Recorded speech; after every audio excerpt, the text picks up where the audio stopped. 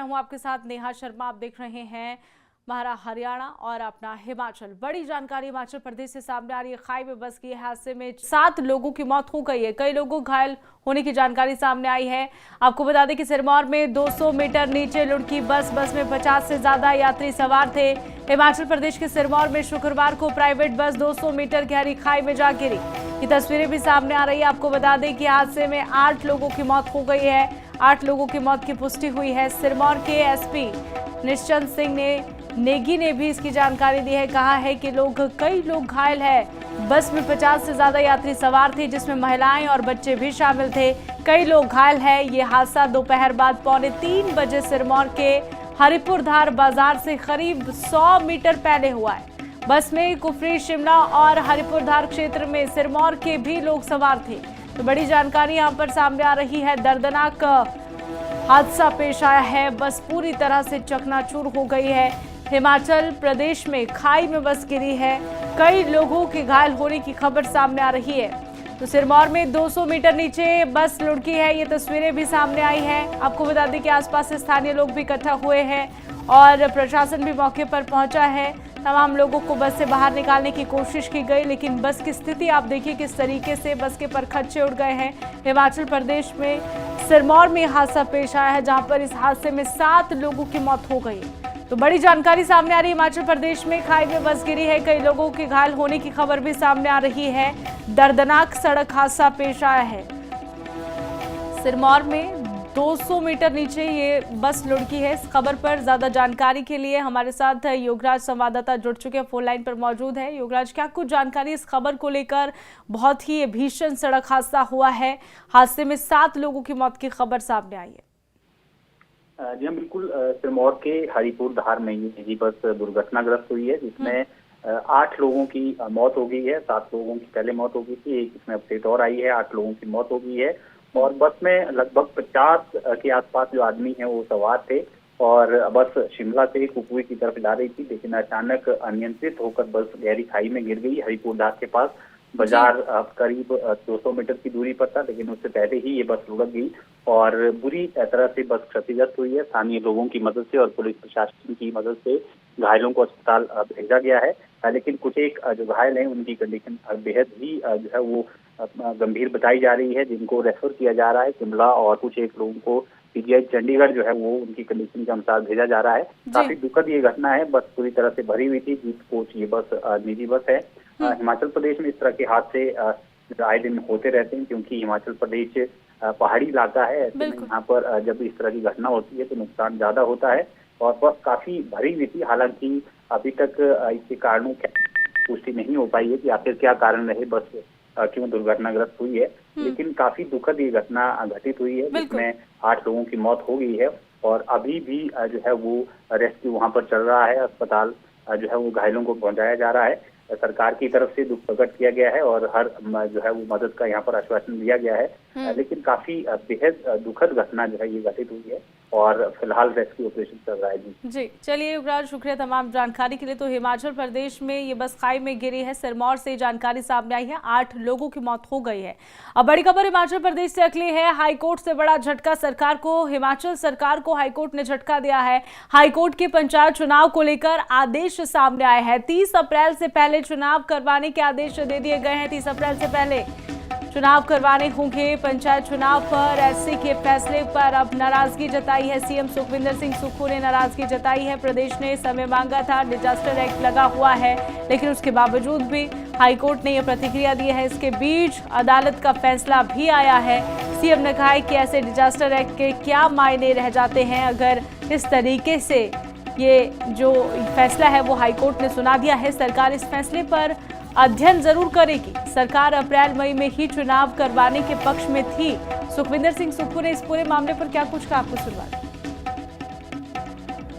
जो बात की है, अब वो किस कानून के तहत की है, उन्होंने फैसला दिया है। जब डिजास्टर एक्ट लगा है, इसका मतलब है कि डिजास्टर एक्ट इनफ्रैक्चर्स हो गया, उसके कोई मायने ही नहीं रहे। अच्छा तो ये होता कि वो कहते कि सरकार से ये पूछते, और हम तो खुद ही चाहते हैं कि अप्रैल या मई में चुनाव हो, बच्चों के पेपर ख़त्म हो, लेकिन अब कानूनी इंटरप्रिटेशन की बात है, क्योंकि हाई कोर्ट के जो फैसले आ रहे हैं उसमें कहीं ना कहीं कानूनी इंटरप्रिटेशन नहीं हो रही है और आर्बिट्रेरी डिसीजन भी हो रहे हैं। मेरा ये मानना है कि डिजास्टर एक्ट लगा है, उस एक्ट के तहत कोई भी चीज़ जो घटित होती है उसमें सब चीज़ों की संभावनाओं को देखकर आगे बढ़ना पड़ता है। हम फैसले का अध्ययन करेंगे, किस प्रकार का फैसला आया है, और फैसले के बाद जो भी कार्रवाई कानूनी तौर से करनी होगी हम उसको करेंगे। तो चलिए अब बात करते हैं हरियाणा की खबरों की। कड़ा संदेश सीएम नायब सिंह सैनी का। क्राइम को लेकर सीएम नायब सिंह सैनी ने कड़ा रुख अपनाया है। सीएम सैनी ने कहा है कि हरियाणा के हर आदमी की सुरक्षा की जिम्मेवारी है। महिलाओं की सुरक्षा उनकी सरकार की अहम जिम्मेदारी रही है। अब थानेदारों ने उन्होंने कहा है कि नहीं लगाई अपराध पर लगाम, अगर आगे भी इसी तरीके से रहा तो डेमोशन कर बना दिया जाएगा एसआई। सीएम नायब सिंह सैनी ने कहा है कि अपने इलाके में क्राइम या नशे के व्यापार को नहीं रोक पा रहे हैं तो डेमोशन तक उनको सब इंस्पेक्टर बनाया जाएगा। और पुलिस के अधिकारी समय समय पर सभी थाना इंचार्जों के लिए ये जो काम की समीक्षा है वो भी करते हैं। सीएम नायब सिंह सैनी ने अब कहा है, सीधी सीधी चेतावनी ये प्रशासन को है सीएम नायब सिंह सैनी की सुरक्षा, समाज की सुरक्षा, खासकर महिलाओं की सुरक्षा की जिम्मेवारी हमारी है, लेकिन फिर भी अपराधों पर अगर रोक नहीं लगा पाएंगे तो फिर कड़ा रुख अपनाया जाएगा। हमारा पुलिस है जो वो मजबूत है, वो किसी भी कोई गलत गतिविधियों में शामिल है सख्ताई से उसके खिलाफ कार्रवाई करती है। और कहीं ऐसा लगता है, क्योंकि हम देखते हैं कि यहाँ पर ज्यादा क्राइम हो रहा है, क्यों हो रहा है, उस बारे में जरूर वहाँ के संबंधित हमारे जो एसपी महोदय हैं, हमारे जो थानों के इंचार्ज हैं, उन सब को उसके ऊपर समय समय के ऊपर बैठ करके गंभीरता से मंथन विचार करना चाहिए। उसके रास्ते निकलते हैं, क्योंकि लोग अगर बोलते हैं कि यहाँ पर इस प्रकार का काम चल रहा है, महिलाएं बोलती हैं, तो हमारी ड्यूटी है। नहीं, देखिए, ये उसके अंदर जितना अगर कोई क्राइम है या कोई नशे का कारोबार कर रहा है, उसके अंदर ज्यादा फैल रहा है, तो कहीं ना कहीं संबंधित हमारी ड्यूटी है उसको कम करना। तो चलिए बढ़ते अगली खबर की ओर। हरियाणा पहुंचे सीजीआई सूर्यकांत, मंत्री रणबीर गंगवा और विधायक विनोद भयाना ने स्वागत उनका किया। सीजीआई 2 दिन हिसार और हांसी जिलों में ही रहेंगे। खास जानकारी आपको दे रहे हैं, अब वो हांसी बार एसोसिएशन में पहुंचे सीजीआई सूर्यकांत। शाम को हिसार जाएंगे सीजीआई सूर्यकांत। उनका हेलीकॉप्टर दोपहर 3 बजे हांसी के श्री कृष्ण प्रणामी स्कूल परिसर में बनाए गए हेलीपैड पर उतरा। यहां पर कैबिनेट मंत्री रणबीर गंगवा, हांसी के भाजपा विधायक विनोद भयाना और इसी के साथ ही एडीजी गगनदीप समेत अन्य लोगों ने उनका जोरदार स्वागत किया। आपको बता दें कि अगले 2 दिनों तक वो यहीं ठहरेंगे। हरियाणा पहुंचे हैं सीजीआई सूर्यकांत, तो उसको लेकर तैयारियां भी पूर्ण कर ली गई है। मंत्री रणबीर गंगवा और विधायक विनोद भयाना ने उनका जोरदार स्वागत किया। वहीं अब बड़ी खबर, हरियाणा पुलिस भर्ती के अभ्यर्थियों को राहत मिली है। जी हां, 2024 में रद्द भर्ती के आवेदकों को उम्र में छूट मिली है। बड़ी जानकारी है, आपको बता दें कि यहां पर प्रेग्नेंट महिलाओं को रेस में रिलैक्सेशन दिया गया है सरकार की तरफ से। HSSC के चेयरमैन हिम्मत सिंह ने इसकी जानकारी दे दी है। लाइव सेशन में हजारों युवाओं ने हिस्सा लिया। इस सेशन में आयोग के चेयरमैन ने सबसे ज्यादा पूछे गए सवालों का जवाब देते हुए बताया कि जिन बच्चों ने 2024 में रद्द पुलिस भर्ती में आवेदन किया था, उन्हें इस नई भर्ती में एज रिलैक्सेशन मिलेगा। नई भर्ती में आवेदन करने वाले युवाओं का एज, उन्होंने कहा है कि कैलकुलेशन जनवरी 2026 से होगा। हाइट रिलैक्सेशन को लेकर भी आयोग के चेयरमैन हिम्मत सिंह ने जानकारी दी है। सामान्य वर्ग की महिला अधिकारियों को हाइट 158 सेंटीमीटर रखी गई है उनकी। वहीं महिला रिजर्व 156 सेंटीमीटर का पैरामीटर आयोग ने इस बार रखा है। वहीं कुरुक्षेत्र में 3 दिवसीय पशु मेले का आयोजन मंत्री कृष्ण बेदी ने इसका शुभारंभ किया है। पूर्व सीएम आतिशी के बयान को निंदनीय भी करार दिया है। अब आपको बता दें कि वो एक ऐसा संवैधानिक पद पर रही है। कृष्ण बेदी ने कहा है, इस प्रकार के बयान देना उनको शोभा नहीं देता।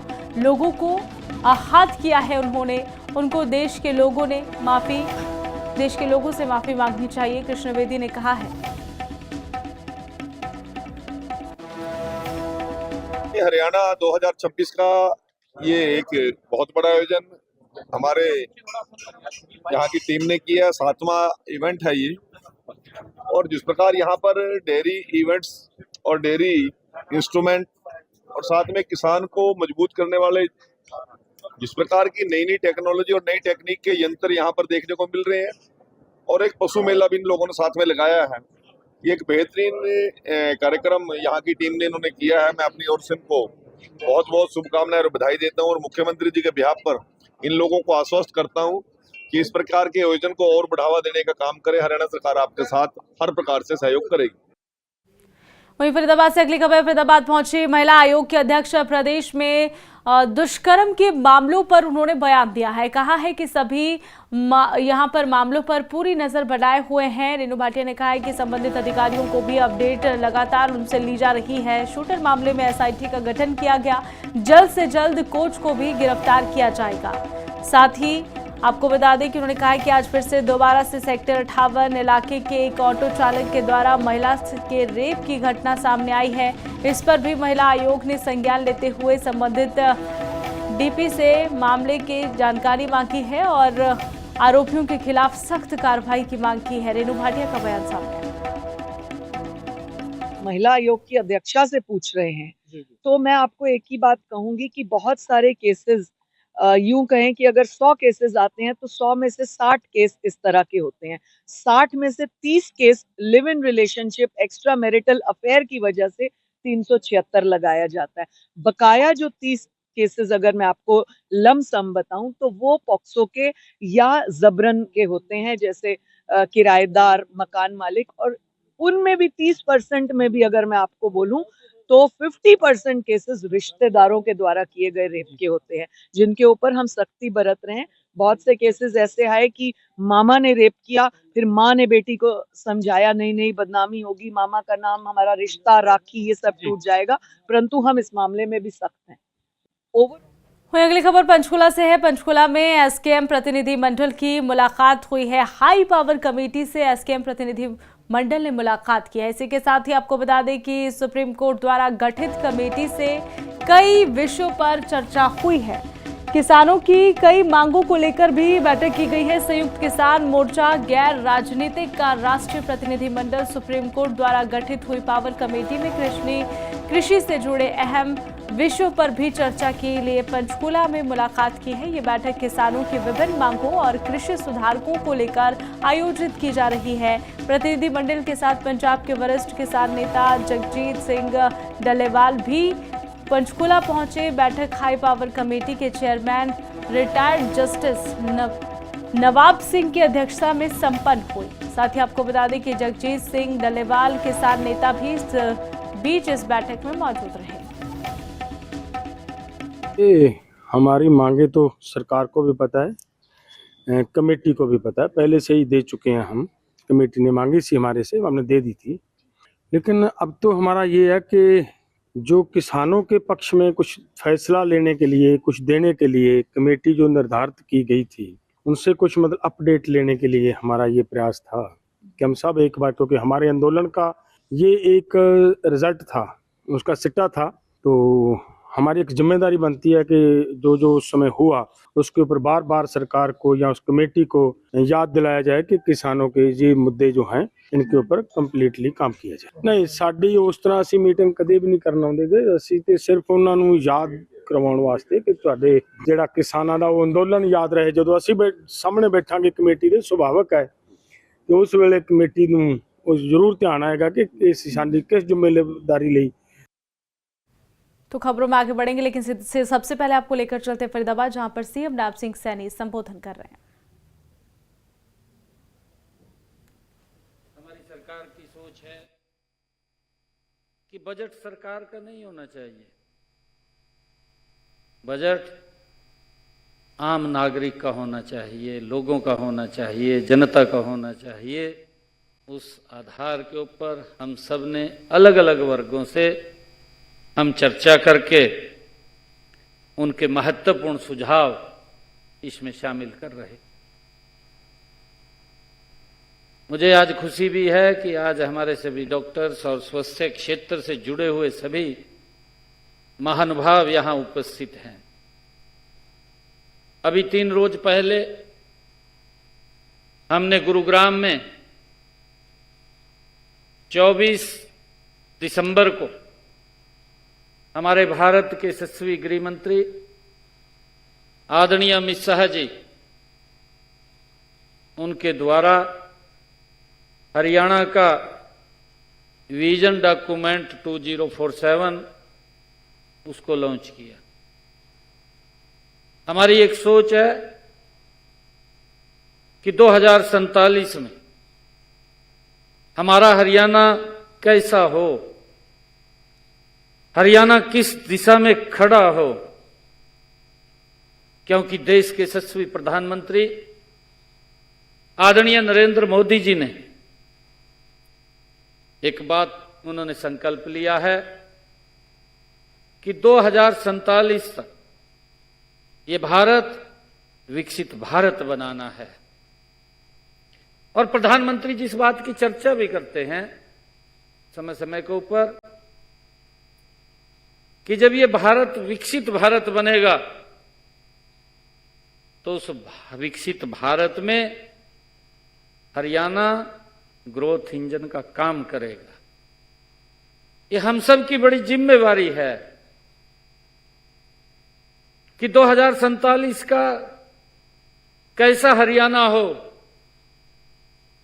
उस दिशा में हम सामूहिक रूप से चर्चा करके, मैंने कहा है ये बजट ये सरकार का बजट नहीं है, ये बजट लोगों का बजट है, जनता का बजट है। और हर व्यक्ति को लगे कि मैंने ये सुझाव दिया था और उस सुझाव को इस बजट के अंदर शामिल किया गया है। मेरे लिए बड़ी खुशी की बात है। साथियों, हमने इसके लिए एक पोर्टल भी लॉन्च किया है, चैट बॉक्स। आपके टेबल के ऊपर भी QR कोड पड़ा है, आप उसको भी स्कैन करके इस चैट बॉक्स के ऊपर आप अपने महत्वपूर्ण सुझाव वो सरकार को दे सकते हैं, क्योंकि अभी शायद सभी लोगों को बोलने का समय भी नहीं मिला होगा, क्योंकि समय की एक सीमा है, समय की एक मर्यादा है। उस समय के अंदर शायद आपके पास कोई अच्छे सुझाव हैं, वो सुझाव आप देना चाहते हैं, परंतु आप नहीं बोल पाए होंगे। परंतु ये चैट बॉक्स के माध्यम से वो सभी सुझाव आप हमारे पास भेज सकते हैं। इसके बाद भी अगर आपके पास कोई अन्य सुझाव कहीं चर्चा करते हुए किसी व्यक्ति से आए, तो मेरा आग्रह आप लोगों से है कि आप उन सुझावों को भी इस चैट बॉक्स के ऊपर शेयर करें।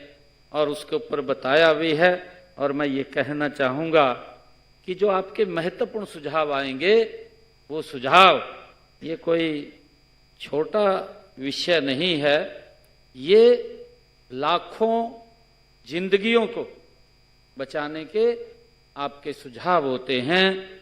और मैं ये कहना चाहूंगा कि डॉक्टर सिर्फ इलाज नहीं करते, डॉक्टर सिर्फ इलाज नहीं करते, वे उम्मीद का उपचार भी करते हैं। व्यक्ति को यह उम्मीद होती है कि मैं डॉक्टर के पास जाऊंगा और मैं स्वस्थ होकर के लौटूंगा, वो एक उम्मीद का उपचार भी करते हैं। मुझे खुशी है साथियों, आज का यह आयोजन मेरे लिए ये विशेष महत्व रखता है। पिछले वर्ष जैसा मैंने अभी कहा भी है कि समय के अभाव के कारण स्वास्थ्य क्षेत्र के लिए हम तो चलिए फिलहाल इस बुलेटिन में इतना ही। मुझे दीजिए इजाजत। देखते रहिए लिव इंडिया न्यूज़।